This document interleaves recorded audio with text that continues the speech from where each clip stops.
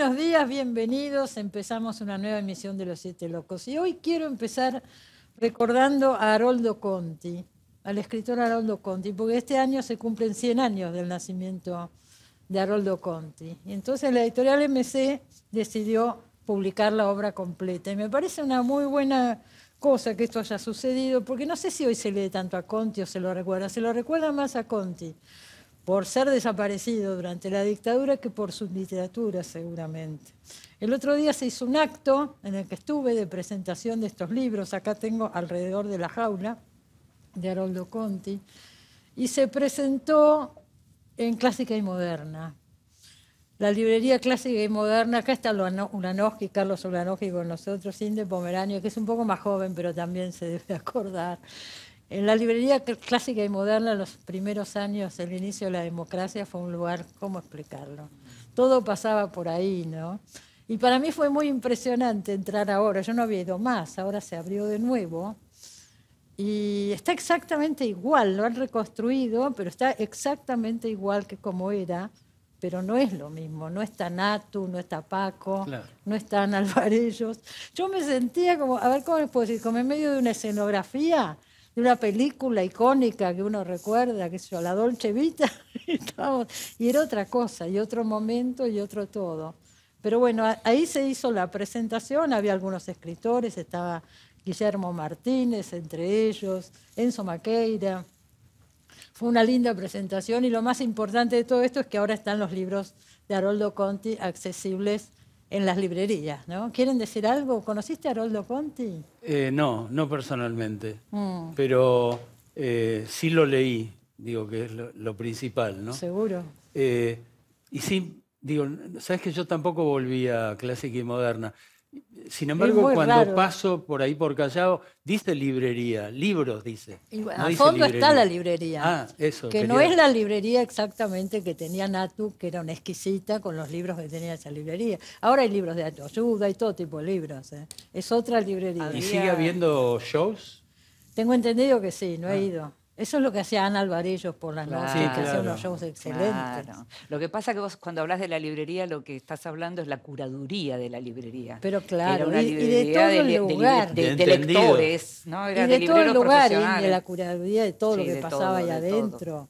Qué sé yo, ahí cantaba Susana Rinaldi, Liza Minnelli cantó ahí una vez. El piano que había era un regalo de Sandro. Y las visitas que tenían, y que de pronto tenía show sorpresa, porque no todo era un show programado, una maravilla. Son épocas, ¿no? Que tantas cosas que uno recuerda. Y en relación a lo que decías de Haroldo, sí, también están reeditando algunos de los libros de Walsh que no estaban. Por ejemplo, ¿Quién mató a Rosendo? También lo acaban de reeditar. La misma editorial, sí, Planeta. Planeta, MC. exacto. Y los cuentos para taúres. Así Mirá. que está bien, porque es como la literatura, porque en general se reedita Operación Masacre, y muchas veces los cuentos no, y muchas veces ni Satanowski ni Rosendo los tenés a mano, así que está buenísimo. Por supuesto. El otro día que recordábamos a Daniel Divinsky, él editó Operación Masacre, ¿no? De La Flor. Creo que no fue la primera edición, pero fue la emblemática, la que todo el mundo recuerda. Así es. Bueno, nos van a criticar que estamos así como nostálgicos, pero han pasado tantas No, te quería decir que una cosa que no vi entre las cosas que se dijeron de Daniel, de que se recordó todo lo que se editó, él editó también En nombre de la rosa. Pero sí, por supuesto. Que el péndulo de Foucault también. Claro, pero En nombre de la rosa, ¿ustedes se acuerdan lo que fue? La locura, que además la crítica de cómo Humberto Eco iba a ser un bestseller y demás, bueno, pero ahí la pegó también Daniel. Por circunstancias que no vienen al caso ahora aclarar, cuando Daniel se va de Ediciones de La Flor, no pudo retirar copias de los 800 libros que había editado. Bueno, ahora Judith Gociol, a la que seguramente conocen, está ocupándose de eso, de buscar en muchos lados ejemplares de la historia editora de Daniel Ediciones de La Flor. ¿Qué te parece? Importante. Claro, que es el CV de un editor, además, ¿no? El catálogo, finalmente. Claro, es su obra, esa es su obra, seguro. Bueno, hablando de obra, a ver, el periodismo es lindo porque se conoce gente, dice Ulanowski, en la tapa de su libro. Y Inde dice, todos queremos ser felices. ¿Viste que somos positivos? Los veo muy positivos a los dos, muy entusiasmados, sí. La idea de la felicidad, que nos acordamos hace un rato, hay un libro de Ulanowski que se llama Seamos felices mientras estamos aquí, y cómo se va resignificando, ¿no? Sí. Hoy es un gran valor la felicidad. En otro momento no sé si hubiéramos dicho. No, claro, busquemos la felicidad, exijamos la felicidad. Sí, en realidad... Qué buena idea, digo, que yo no sabía de eso, que lo sacaste, lo hiciste primero como un... Claro, era el newsletter una que newsletter. yo escribía. Sí, contá eso, porque hay gente que no lo sabe. Claro, yo escribí durante bastantes años un newsletter, una, depende de las personas, dicen de distinta manera, newsletter para Infobae, el newsletter de cultura. En la pandemia, ¿no? Lo arranqué en la pandemia, después se interrumpió, después volvió en el 2022. Hasta el 2024, fueron muchísimos. En la pandemia yo había arrancado diario, ustedes se acuerdan que era un momento en donde había no solo mucho aislamiento, sino también mucho miedo, y entonces en los medios se buscaba justamente dar un poquito de compañía, de buena noticia, de acompañamiento, de felicidad. Y me imagino que te sacó del aislamiento a vos. A mí también, sí, claro. Porque además me puso en contacto con un montón de gente que me respondía. Así que anduvo realmente muy bien. Y tuve después la propuesta de los chicos de La Libre de armar como una especie de edición de algunos. Son algunos pocos del último año, además. La verdad que quedaron un montón afuera, pero hicimos como una compilación en la que tomamos algunos temas, como la identidad, como la soledad. La inteligencia artificial. Como la tecnología, por ejemplo, en el periodismo. Y bueno, y Todos queremos ser felices se llama así porque así es como se llamó el newsletter que yo escribí en Atenas cuando nació mi nieta, mi primera nieta. Sí. Y la verdad que el año pasado. Pura felicidad el año pasado. Y ahora te vas de nuevo a visitarla. Claro, me voy ahora de nuevo a visitarla, exactamente. Así que fue como nada. ¿Cómo se llama tu nieta? Mi nieta se llama Miriam, pero le decimos Miki. ¿Edad? 16 meses. Claro, la chiquita, muy chiquita. Y de ahí salió el título. Y de ahí salió el título. Mirá vos, ¿no? Ahora, el formato es rarísimo. Yo te digo, para leerlo, uno está acostumbrado. Sí, pero la idea es el verdadero libro de bolsillo. Este sigue de bolsillo, eso es verdad. Es el verdadero libro de bolsillo. Sí. Ahora, la idea de lo de Todos queremos ser felices, en ese texto, además de hablar de mi propia felicidad, por supuesto, en realidad yo lo que reflexiono es un poco alrededor de que en general se le suele dar mucha más trascendencia al arte serio, solemne, dramático. Y en general se minimiza bastante aquello que da felicidad, ¿no? Es como, bueno, sí, pero es menor. Sí. Y no es menor. ¿Qué va a ser? No es pero menor. Es lo que te decía, uno lo va resignificando, ¿no? No, sí, por supuesto. Digo, yo creo que tiene que ser una búsqueda diaria, ¿no? El compromiso de decir, bueno, tenemos que ser felices. O ahora tenemos que ser un poco más felices, ¿no? Que somos bastante poco felices. Dosificar la indignación, por ejemplo.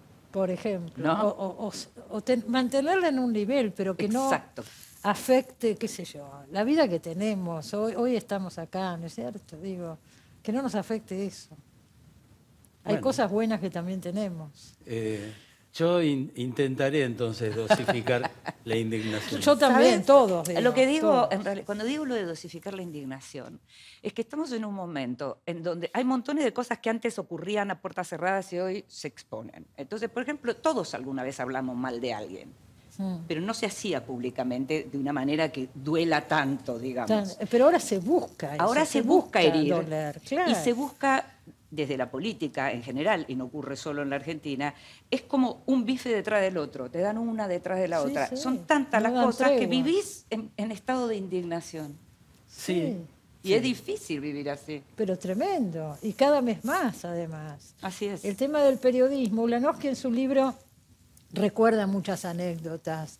Y uno ve otra época, las redacciones, qué sé yo, lo que eran esos climas. No, digo, yo parto de ese título que me gustó mucho siempre. Es un dicho que está en nuestro ambiente periodístico. Es un dicho irónico, pero también algo escéptico, acepto pero eso. Real también. Pero absolutamente cierto, ¿no? Digo, a mí me pasó desde que hacía una revista estudiantil a los 15 años y después ya cuando fui un profesional, decir, bueno, con la excusa del periodismo, con la excusa de la entrevista, de una nota, conocer a gente que me gustaba, que admiraba, que leía, que veía sus películas, veía sus obras de teatro. Bueno, eso. Y yo creo realmente que es una de las, digamos, de las grandes cosas que a mí particularmente me dio el periodismo, ¿no? poder conocer a montones de personas. Estaba en la secundaria, yo hice la secundaria con Terraño. Fuimos compañeros los 5 años. Y que hacían una revista, eso me acuerdo. Claro, una revista que tenía un nombre súper pretencioso que se llamaba Orbe, la revista Orbe. La sacamos 7 veces en 3 años y cada vez era más linda la revista, ¿no? Y más grande. Y bueno, y ahí conocí a Dante Panzeri, que lo leía en El Gráfico. Conocí a Dalmiro Sáenz, que había leído ya uno de sus libros. Conocí a Babsi Torre Nilsson, a Neustadt. La primera vez que fui a una redacción de un diario, fui a la redacción del Mundo, que era el diario que llegaba a mi casa. Claro. Mi papá compraba El Mundo y a la noche traía La Razón. Pues se compraban 2 diarios, claro. Claro, el de la noche también. Sí. ¿Y cuál fue el primer medio en el que trabajaste vos? Vos empezaste muy joven a trabajar. Empecé a los 19, sí. ¿A dónde? En Abril, en la editorial Abril, sí, haciendo colaboraciones. Había una categoría, yo no sé si existe todavía, es una palabra muy mal, tiene muy mala prensa, pero yo era informante. Claro, ¿no? Bueno, claro. Sí, la palabra... Informante. Sí, claro, me encargaban una nota, hacía el informe, no sé, 40, 50, 60 páginas de informe, un exceso, un verdadero exceso. Y después la agarraba un redactor y la ponía en valor redaccional, el estilo de la revista, por ejemplo. ¿Qué era 7 días la revista? ¿Ya estaba 7 días? No, cuando yo empecé, 7 días salía con La Razón, una vez a la semana. Después se hizo una revista, fue una revista importantísima, 7 días. Digo, también la indignación no es solo con un presidente que te insulta. La indignación es también por el estado del periodismo, ¿no? A eso te iba a decir. La precarización, ¿no? Digo, pero también son las dos cosas, Carlos, porque por un lado está lo del insulto del presidente, que es completamente natural que uno esté indignado todo el tiempo, porque además somos objeto permanente de no, y acusaciones como en Sobrados. Por ejemplo, en Sobrados, cuando la mayoría de los periodistas, gana el 98% de los periodistas, el 80% en gráfica, porque eso se hizo la encuesta recientemente, gana en el sueldo que más gana, porque todos tenemos varios trabajos, por debajo de la línea de la pobreza. Entonces, lo de Sobrados, suelditos. Pero al mismo tiempo, la indignación que uno tiene también es con otra parte del periodismo que se creyó que el periodismo no es solo lindo, sino que es un mérito propio haber conocido cierta gente y estar en cierto lugar. Se confundieron. Nosotros podemos estar en palacio, pero no somos príncipes. Seguro, ¿no? Seguro. Hay una anécdota divina en el libro, ya lo leerás, que a un periodista le encargaron seguir a la mujer de Onassis, ¿no? ¿A Jackie? No. No, era la anterior o la... María Carla. María Carla. María Carla no fue esposa. No. Y hubo otra esposa. Tenía claro, la madre de los hijos. Y entonces la siguió por encargo de su jefe de redacción todo el tiempo, y él creyó, no sé, haber llegado a un lugar muy importante, hasta que se despidió de ella y ella le dio, no sé, 500 pesos de propina. Horror, claro. Y dijo ahí, bueno, ¿ves? eso es lo que soy. Lo puso en su lugar, claro. Exactamente, hay que saber estar en su lugar. Esto es para usted, le dijo. Claro, humillante. Y él lo aceptó, además. Y además lo agarró. Es así, es así, claro. Uno tiene que saber ubicarse. Somos trabajadores, nos tocó eso. Bien. Y efectivamente nos tocaron también muy buenos momentos. Eso es lo que iba a decir. Una cosa es ser trabajador. Cuando nosotros empezamos, que podías ganar un sueldo que te permitía vivir solo, pagar un alquiler, irte de vacaciones. Y ahora estos chicos no ganan nada. Con 3 colaboraciones que te pagaron en tiempo y forma, vivías. Digo, esto estoy pensando, por ejemplo, años 72, 73, 74. Pero en los 90, algunos, yo que empecé a trabajar a comienzos de los 90, a fines de los 80, yo trabajaba en Clarín, y en Clarín trabajábamos y estábamos muy bien. Sí, claro. Estábamos con condiciones realmente muy favorables. Y además en un medio que debe ser fácil marearse, porque tenés acceso a todo. ¿Quién te dice que no cuando llamás de parte de Clarín? Vos también trabajaste ahí. Sí, claro. Sí, trabajé 7 años en Clarín Y también, un día estaba en Clarín y dije, che, no conozco a Borges. Claro, es tan fácil como eso, agarrar el teléfono. Bueno, con la excusa de la entrevista que hacíamos un domingo Alperín, otro domingo yo, bueno, le hice una entrevista. Digo, tengo la foto, ¿viste? Lo conocía Borges. Lo que hace Carlos, hay una herramienta también que yo reivindico mucho en el libro, que es el cholulismo. Digo, yo he sido muy cholulo de mucha gente. Y sí, claro, por supuesto. Lo que hace Carlos, además, como trabajo de documentación de lo que es el periodismo en la Argentina en todos los soportes, es algo increíble. Ah, bueno, él ha escrito los libros, ¿no? Días de radio. Es nuestro gran memorialista. Hay un libro de gráfica, otro de televisión y otro de radio. Claro. Los tres. Sí. Claro. De radio hay varios. De radio hay varios. Pero Días de radio se llama uno. Días de radio, pero también... después hice uno sobre la radio del siglo XXI, se llama Siempre los escucho, que es una cosa que dicen los oyentes. Sí. Mintiendo. Claro, porque después, por ejemplo, te confunden de radio, te confunden con otro profesional. No, te aseguro, a mí me ha pasado muchas veces, me aseguran que hice notas que yo no hice nada. Claro. Pero ¿cómo te discuten? Qué buena esa entrevista. Buenísima la entrevista con Oriana Falachi. Te dicen, no era yo. No, pero te discuten. La gente ve muchas cosas, todo, yo también, y mezcla después. Y pasa otra cosa, a veces uno desaparece. Hablando de Perdóname, uno desaparece a veces de la televisión, 3, 4, 8 años, y te encontrás con alguien que te dice, ay, yo la veo siempre. No, lamentablemente. No, ya no me ve. Sí. Te escucho, te miro siempre. Lo mismo otra también, mentira, sí. No, digo, hablando de memoria, de recuperación y de custodia de la memoria, yo quiero hacer un pequeño reconocimiento nada pequeño, gran reconocimiento a Cristina Mucci. De repente hizo lo que no hicieron los que tenían que cuidar los archivos. Hay un extraordinario archivo de toda la historia, o de buena parte de la historia de los Siete Locos, que es también la historia de la cultura nacional de 35 años para acá. Si vieran lo que son los cassettes de VHS que yo iba grabando en mi casa con la casetera.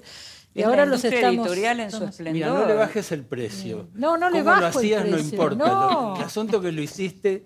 Y porque me parece que es patrimonio. Pero hay notas de los 90 que los escritores, por empezar, no iban a la televisión. Entonces no hay mucho más. Bueno, tenés a Saer, por ejemplo, que no había tampoco, digamos, primero no había mucha oferta de programas culturales. No a donde un tipo como Saer pudiera ir, quiero decir, y un tipo como Saer no iba a ir a cualquier otro programa. Entonces tenerlo ahí es una maravilla. No, sí, hay pero cosas bueno, que ese material, digo, que está seguramente está o estará disponible, digo, también va a servir para muchas cosas.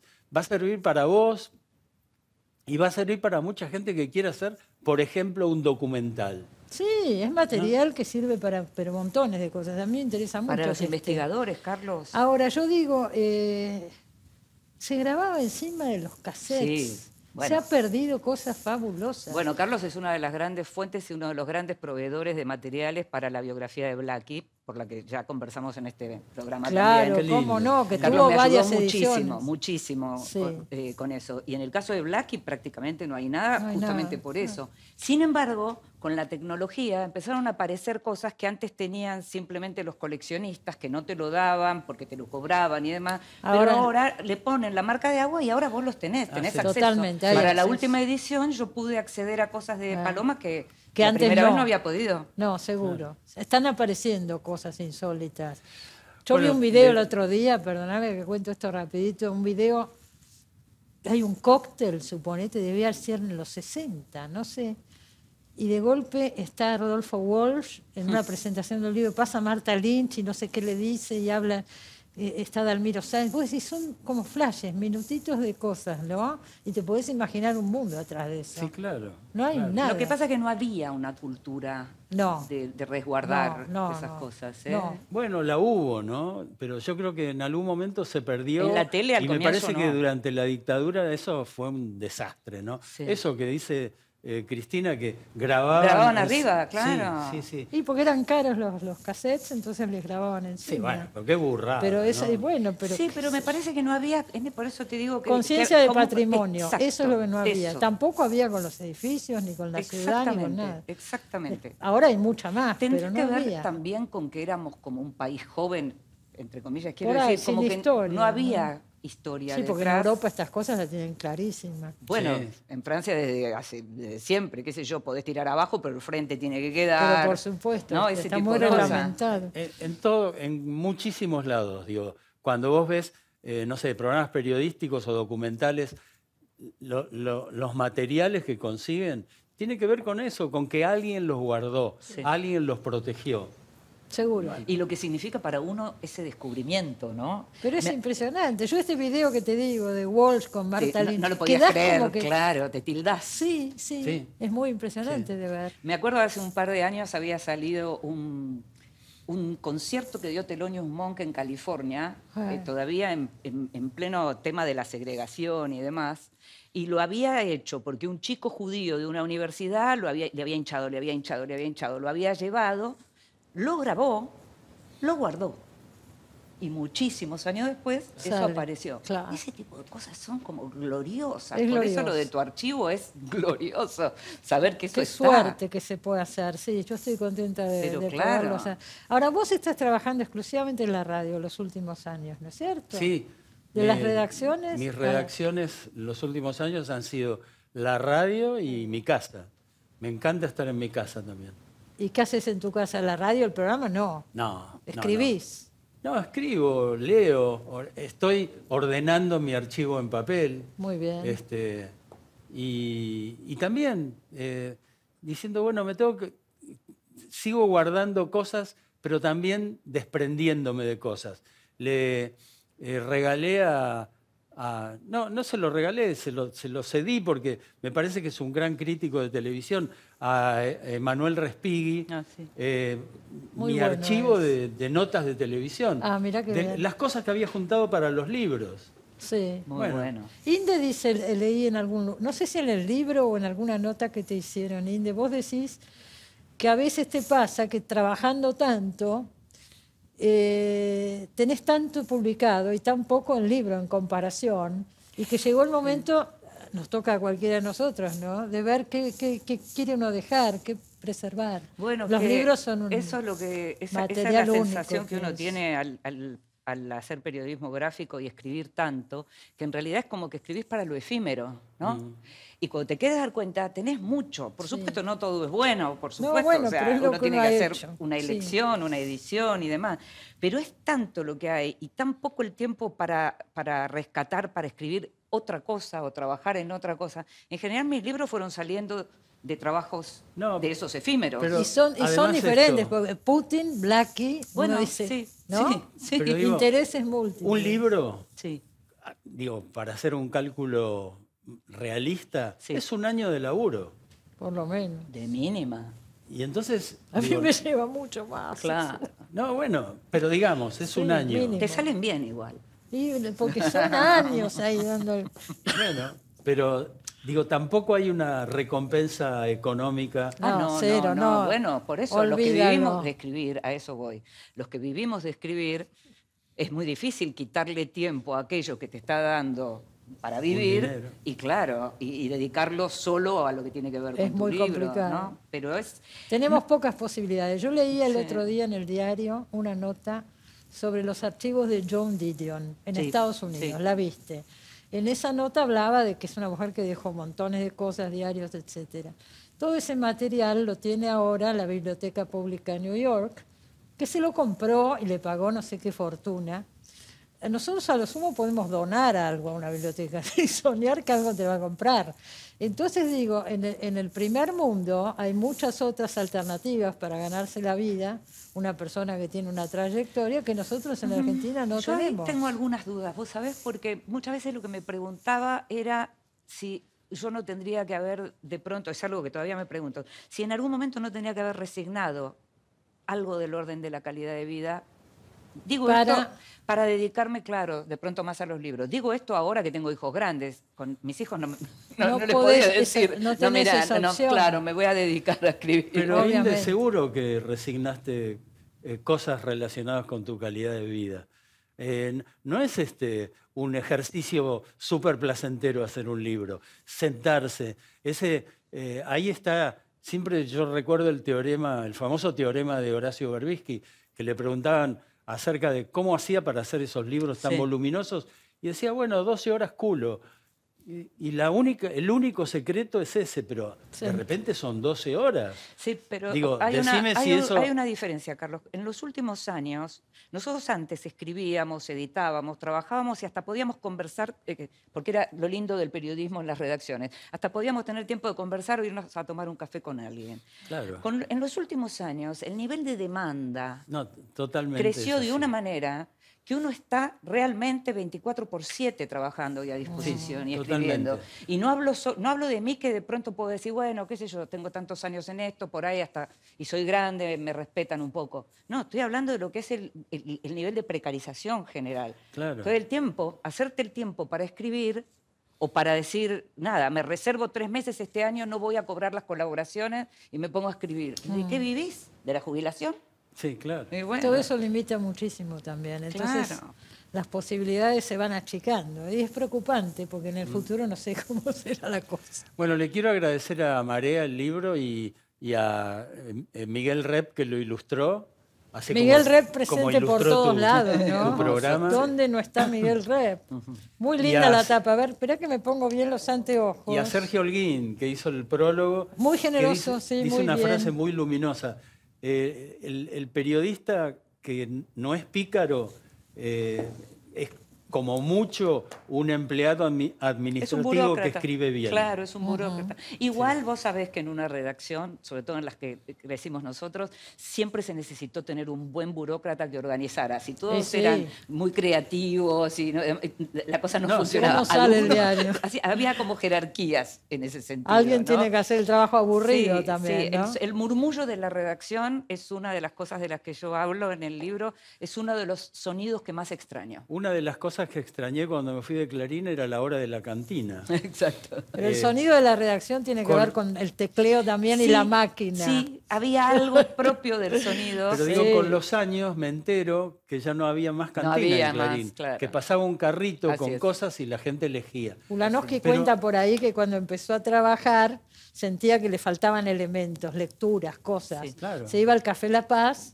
y le recomendaban libros. Nos falta también el café, nos faltan un montón de cosas, ¿no? De esa época. Salía uno de trabajar y seguía conversando. Redacciones donde estaba el Gordo Soriano, vos has trabajado, Hellman, qué sé yo. Sí, y trabajábamos en la opinión. Los murmullos eran múltiples. Los murmullos también era, no sé, cuando te llamaban a la reunión, cuando te decían que había que cerrar, cuando te decían esto se fue. Había montones de cosas así. Estaba el que te decía, ¿les molesta si trabajo? Por ejemplo. O sea, todo eso era el murmullo de la redacción. Bueno, nos ganamos el premio a la nostalgia esta noche. Sí, me parece. Bueno, te felicito por el libro. Lo mismo, querido. Bueno, léanse mutuamente. Claro, por supuesto. Gracias por haber venido. Nos tenemos que ir. Gracias a vos por invitarnos. Pero con todo gusto. Me alegro de haberlos tenido. Y ya sabes, ¿qué cosa? Creo, que me parece que hay que revalorizar esa tarea que te impusiste. Gracias por promocionarme tanto. Tiene razón. Y sí. Es fundamental. Bueno, esperemos que termine y ahí la anunciamos bien. Hiciste lo que otros tendrían que haber hecho y no hicieron. Es verdad. Te lo cargaste vos. Eso reconozco que es verdad. Pero por ahí a partir de ahora se empieza a hacer. Bueno, y mándame la foto que me ibas a mandar. Hay una foto maravillosa que después, si podemos, la vamos a poner acá. La sacó Sara Facio, no es cualquier cosa. Y estamos con Ulanowski en la época que condujimos juntos este programa. Con Marilena Walsh, Griselda Gámbaro y Juan José Hernández. Gran foto de Sara. Se está viendo ahora porque la vamos a poner. Otro escritor que hay que reeditar, Juan Hernández. Es un gran escritor. Tiene unos cuentos impresionantes. Pero ahora me tengo que ir. Qué lástima. Gracias. Buen viaje, Inde. Muchas gracias. Nos vemos la semana que viene. Que lo pasen bien.